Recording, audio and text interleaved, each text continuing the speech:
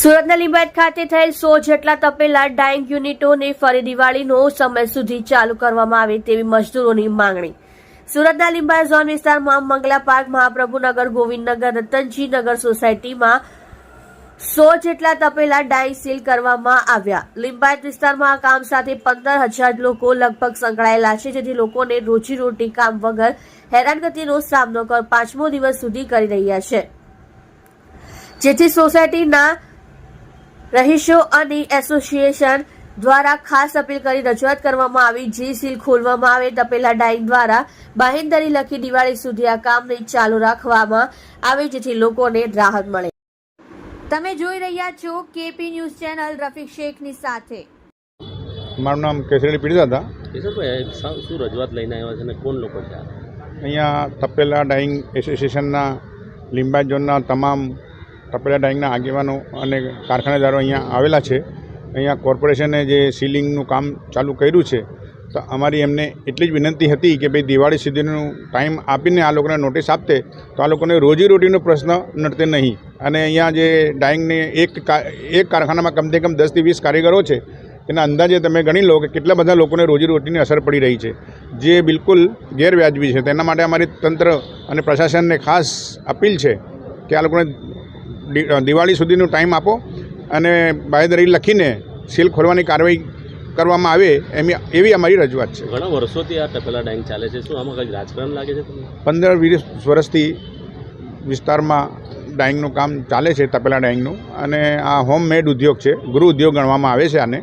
અને અત્યાર સુધી કોઈને કોઈ કારીગરને કે કોઈને પણ કોઈ પણ પ્રકારની મુશ્કેલી પડી નથી। મતલબ કેટલા લોકો આમાં ટોટલ આખા લિંબાયત ઝોનની વિસ્તારની વાત કરીએ તો 15 થી 25,000 જેવા કામદાર વર્ગ આવે છે, અને આ લોકોને રોજીરોટી પર બહુ મોટી અસર પડે એવું છે। મતલબ શું લાગે? દબાણ છે સાહેબને, એવું કેવું છે કે ઉપરથી દબાણ છે, એના માટે આ કામગીરી અમે કરી રહ્યા છે। અને અમારી એટલી જ વિનંતી છે કે ભાઈ દિવાળી સુધી બધાને ટાઈમ આપીને યોગ્ય કરવામાં આવે એવી અમારી ખાસ રજૂઆત છે। ડેપ્યુટી કમિશનર સાહેબ પટેલ સાહેબને લિંબાયત ઝોનના છે, એમને અમે બધા મળીને રજૂઆત કરી છે। એમણે કીધું છે કે ભાઈ ઉપરથી મતલબ જે આદેશ આવશે કમિશનર સાહેબનો અને બીજા બધા અભિપ્રાયો લઈને અને બાંહેધરી આપીને અમે કોશિશ કરીશું ખોલવાની। આ લોકો ધારાસભ્ય સંગીતાબેન પાસે બી ગયેલા, શું રજૂઆત કરી છે? અમારા હાજી રેહાનભાઈને ખબર છે એના માટે। બોલો, આપણું નામ? કઈ જગ્યાએ આવ્યો છે? મારું નામ મોહમ્મદ અઝહરુદ્દીન અંસારી છે અને આપણે રહેવાનું લિંબાયતમાં છે। ડાઇંગનું ખાતું ચલાવીએ છીએ, નાનું મોટું બધા પરિવાર અને ઘર બધાને લઈને આપણું ખાતું ચાલતું છે નાનું અમથું। એમાં એવું હતું કે મહાપ્રભુ આપણે મંગલા પાર્કમાં એકવાર ટ્રકવાળાના કારણે એ ડ્રેનેજ લાઈન ધસાઈ ગયું હતું, એનું બધું ભાર આપણે ડાઇંગવાળા ઉપર આપી નાખી ગયા। એમાં એસએમસીવાળા કામ કરતા હતા, પાણી વહેતું હતું, એ બધા જોતા હતા। કામ ચાલુ હતું, એના વચમાં જ ટીવીવાળા જોડે વાત કરીને કંઈ વિડીયો બનાવીને આપી દીધું, અને એમાં ફસાઈ અમે બધા ડાઇંગવાળાને કરાવી દીધું। શું રજૂઆત લઈને આવ્યા? રજૂઆત એવું હતી કે ભાઈ કીધા વગર સીલ મારે છે। એમાં એવું હતું કંઈ અગ્રિમ નોટિસ આપી દેતા કે બતાવી દેતા કે અમે કાલે સીલ મારવાના છે, કે કંઈ પ્રોબ્લેમ હોત તો અમને કહી દેતા કે ભાઈ પ્રોબ્લેમ થાય છે, તમે થોડુંક વાર માટે ડાઇંગ બંધ કરી નાખો કે અમે ગટર લાઇનનું કામ કરી શકીએ। એ કીધા વગર ડાયરેક્ટ જ કીધું નહીં અને ડાયરેક્ટ જ આવીને સીલ મારવાનું ચાલુ કરી દીધું। રોજી પર કેટલું ફરક? રોજી પર એવું છે કે આપણે જેટલા બધા છે ઘર પરિવાર નાના અમથા મતલબ ગામથી આવેલા છે બધા, ત્યાં જ રહેવાનું છે, ત્યાં જ ખાવાનું છે, ત્યાં જ કામ કરવાનું છે। અમે અત્યારે તો ઘણા બધા લોકો છે, આખો એને 4-5 એરિયો ઘેરાયેલો છે, અને હમણાં સીલ ચાલુ જ છે, સીલ મારવાનું ચાલુ જ છે।